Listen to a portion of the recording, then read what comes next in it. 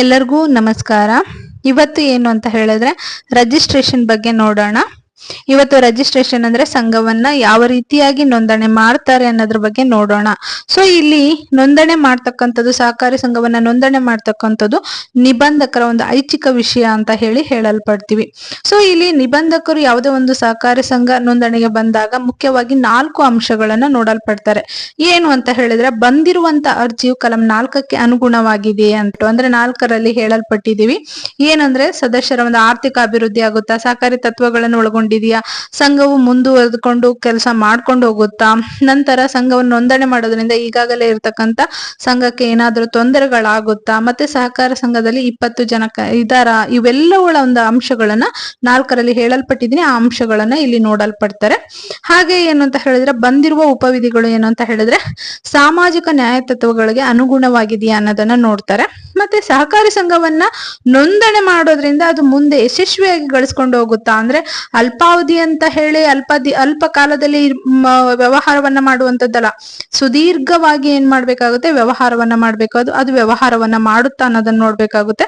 ಈ ರೀತಿಯಾಗಿ ಬಂದಾಗ ಕಲಂ ನಂಬರ್ 6ರ ಪ್ರಕಾರ ಅರ್ಜಿಯನ್ನ ಸಲ್ಲಿಸಿರ್ತಾರೆ. ಎಲ್ಲಾ ಲಗತ್ತುಗಳನ್ನ ಇಟ್ಟು ಸಲ್ಲಿಸಿದಾಗ ನಂತರ ಸಂಘವನ್ನ ಏನ್ ಮಾಡ್ಬೇಕಾಗುತ್ತೆ, ನಿಬಂಧಕರು ನೋಂದಣಿಯನ್ನ ಮಾಡ್ಕೊಡ್ಬೇಕಾಗುತ್ತೆ. ನೋಂದಣಿಯಲ್ಲಿ ಏನು ಅಂತ ಹೇಳಿದ್ರೆ, ಈಗ ಕೊಡ್ತಕ್ಕಂತ ಕ್ರಮ ಸಂಖ್ಯೆ ಏನಾಗುತ್ತೆ ಅಂದ್ರೆ ಮುಂದೆ ಸಂಘದ ರಿಜಿಸ್ಟ್ರೇಷನ್ ಸಂಖ್ಯೆ ಅಂತ ಹೇಳಿ ಆಗಲ್ಪಡುತ್ತೆ. ಸೊ ಯಾವುದೇ ಸಂಘವು ನೋಂದಣಿಗೆ ಬಂದಾಗ ಏನ್ ಮಾಡ್ಬೇಕಾಗುತ್ತೆ, ನಿಬಂಧಕರು 3 ತಿಂಗಳಲ್ಲಿ ನೋಂದಣಿಯನ್ನ ಮಾಡ್ಕೊಡ್ಬೇಕು ಅಂತ ಇಲ್ಲಿ ಹೇಳಲ್ಪಡ್ತದೆ. ಸೊ ಇಲ್ಲಿ ರಿಜಿಸ್ಟರ್ ಏನು ತಿಳಿಸದಿದ್ದಾಗ ಸಂಘವು ನೋಂದಣಿಯಾಗಿದೆ ಅಂತ ಹೇಳಿ ತಿಳಿದುಕೊಳ್ಳತಕ್ಕದ್ದು ಅಂತ ಹೇಳ್ತಾರೆ. ಒಂದು ವೇಳೆ ನೋಂದಣಿ ಮಾಡಲು ಅಸಾಧ್ಯವಾದರೆ ಯಾವ ಕಾರಣಕ್ಕೆ ನೋಂದಣಿ ಮಾಡಲಾಗ್ತಿಲ್ಲ ಅನ್ನೋದನ್ನ ತಿಳಿಸಬೇಕಾಗುತ್ತೆ. ಇನ್ನೂ ಕಠಿಣವಾದ ಪರಿಸ್ಥಿತಿ ಬಂದ್ರೆ ಸರ್ಕಾರಕ್ಕೆ ವರದಿಯನ್ನ ಮಾಡಬೇಕಾಗುತ್ತೆ. ನಂತರ ಸಂಘವನ್ನ ನೋಂದಣಿ ಮಾಡಿದ ನಂತರ 30 ದಿನಗಳಲ್ಲಿ ಪ್ರಥಮ ಸರ್ವ ಸದಸ್ಯರ ಸಭೆಯನ್ನ ಕರೆದು ಸಂಘದ ಎಲ್ಲ ವ್ಯವಹಾರಗಳ ಬಗ್ಗೆ ಅಲ್ಲಿ ಚರ್ಚೆಗಳನ್ನ ಮಾಡ್ಬೇಕಾಗುತ್ತೆ. ಅಂದ್ರೆ ಸಂಘದವರು ಒಂದ್ ವೇಳೆ 30 ದಿನದೊಳಗೆ ಸಂಘದವರು ನೋಂದಣಿ ಆದ್ಮೇಲೆ ಕರೀಲಿಲ್ಲ ಅಂದ್ರೆ ಯಾಕೆ ಕರೀಲಿಲ್ಲ, ಏನ್ ಕಾರಣಕ್ಕೆ ತಿಳಿಸಿ, ಏನು ಅಂದ್ರೆ ನೋಂದಣಿ ಅಂಚೆ ಚೀಟಿಯ ಮೂಲಕ ಏನ್ ಮಾಡ್ಬೇಕಾಗುತ್ತೆ, ರಿಜಿಸ್ಟರ್ಗೆ ಅವ್ರಿಗೂ ತಿಳಿಸಿ ಕೊಡ್ಬೇಕಾಗುತ್ತೆ. ನಂತರ ಕಲಂ ನಂಬರ್ 8 ಬರುತ್ತೆ, ಪ್ರಮಾಣ ಪತ್ರ ಅಂತ ಹೇಳಿ. ಸಹಕಾರ ಒಂದು ಸಂಘವು ಏನಂತ ಹೇಳಿದ್ರೆ ಕಾಯ್ದೆ ನಿಯಮಗಳಿಗೆ ಅನುಸಾರವಾಗಿ ನೋಂದಾಯಿಸಲ್ಪಟ್ಟಿದೆ ಎಂಬುದಕ್ಕೆ ಇದು ರಿಜಿಸ್ಟರ್ ಪ್ರಮಾಣ ಪತ್ರವೇ ಅಂತಿಮ ಸಾಕ್ಷಿ ಅಂತ ಹೇಳಲ್ಪಡ್ತೀವಿ. ರಿಜಿಸ್ಟರ್ ಕೊಡುವ ಪ್ರಮಾಣ ಪತ್ರ ಏನು ಅಂದ್ರೆ ಸಂಘವು ಇರುವ ತನಕ ಅದೇನಾಗಿರುತ್ತೆ, ಇರಲ್ಪಡುತ್ತೆ ಅಂತ ಹೇಳ್ತೀವಿ. ಮತ್ತೆ ರಿಜಿಸ್ಟರ್ ಯಾವುದೇ ಲೋಪದೋಷಗಳಿದ್ರೆ ಅದನ್ನ ಈಗ್ಲೇ ಏನು ಅಂದ್ರೆ ಅಂದ್ರೆ ನೋಂದಣಿ ಆಗುವುದಕ್ಕಿಂತ ಮುಂಚಿತವಾಗಿ ಏನ್ ಮಾಡ್ಬೇಕು, ಸರಿಪಡಿಸ್ಕೊಳ್ಳಿಕ್ಕೆ ಹೇಳ್ಕೊಡ್ಬೇಕಾಗುತ್ತೆ.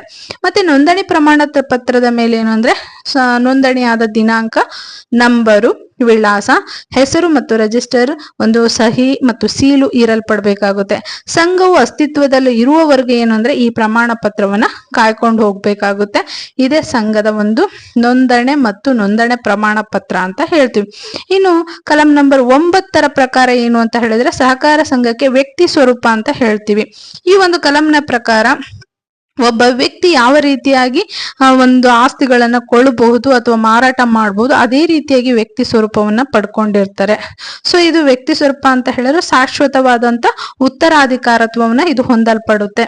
ಸೊ ಹಾಗಾಗಿ ಇದು ಏನು ಅಂತ ಹೇಳಿದ್ರೆ ಶಾಶ್ವತವಾಗಿ ಇರ್ಬೇಕಾದ್ರೆ ವ್ಯಕ್ತಿ ಸ್ವರೂಪವನ್ನ ಹೊಂದುತ್ತೆ. ಯಾವುದೇ ರೀತಿ ಆಸ್ತಿ ದಾವೆಗಳನ್ನ ಹಾಕ್ಲಿಕ್ಕೆ ಒಬ್ಬ ವ್ಯಕ್ತಿ ಯಾವ ರೀತಿಯಾಗಿ ಎಲಿಜಿಬಲ್ ಇರ್ತಾನೆ, ಯಾವುದೇ ಕರಾರುಗಳನ್ನ ಮಾಡ್ಕೊಳ್ಳಿಕ್ಕೆ ಅಥವಾ ಯಾವ ರೀತಿ ಇದು ವ್ಯವಹಾರಗಳನ್ನ ಮಾಡ್ಲಿಕ್ಕೆ, ಅದೇ ರೀತಿ ಸಹಕಾರಿ ಸಂಘವು ನೋಂದಣಿ ಆಯ್ತು ಅಂತ ಹೇಳಿದ್ರೆ ವ್ಯಕ್ತಿ ಸ್ವರೂಪವನ್ನ ಪಡೆಯುತ್ತೆ. ಇದೇ ಕಲಂ ನಂಬರ್ 4ರಿಂದ 9ರ ಪ್ರಕಾರ ನಿಯಮ 3(3)(a)(b) ಇದರ ಪ್ರಕಾರ ಏನು ಅಂತ ಹೇಳಿದ್ರೆ ಸಹಕಾರಿ ಸಂಘದ ನೋಂದಣಿ ಬಗ್ಗೆ ಹೇಳ್ತದೆ. Thank you very much.